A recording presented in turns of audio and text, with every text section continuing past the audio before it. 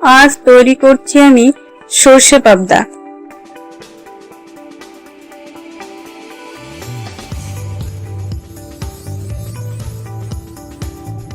সর্ষে পাবদা তৈরির জন্য আমি এখানে নিয়ে নিয়েছি পাবদা মাছ, কালো জিরে, কাঁচামরিচ ও সর্ষে।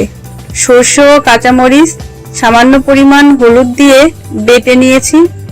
মাছগুলোর গায়ে লবণ, হলুদ ও সামান্য সর্ষের তেল দিয়ে ভালোভাবে মেখে নিয়েছি।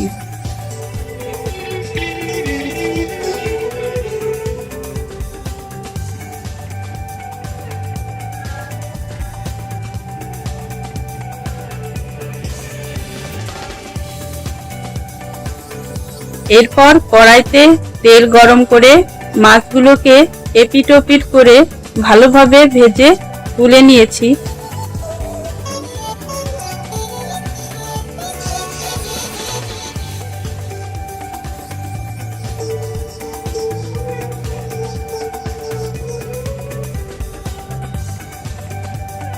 এবার মাছ ভাজা তেলে কালো জিরে ফোড়ন দিয়ে তার মধ্যে আগে থেকে বেটে রাখা সর্ষে ও মরিচ দিয়ে সামান্য কষিয়ে নিয়ে পরিমাণ মতো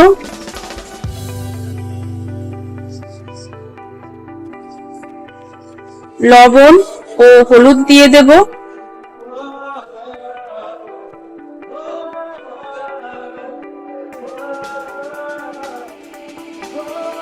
এরপর মশলা কষানো হয়ে গেলে ঝোলের জন্য পরিমাণ মতো জল দেব।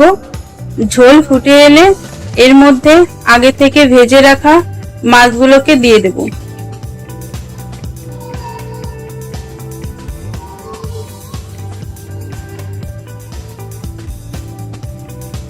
ঝোল ফুটে গাঢ় হয়ে এলে নামানোর আগে কাঁচামরিচ ও সর্ষের তেল ছড়িয়ে দিয়ে মাছগুলোকে নামিয়ে নেব।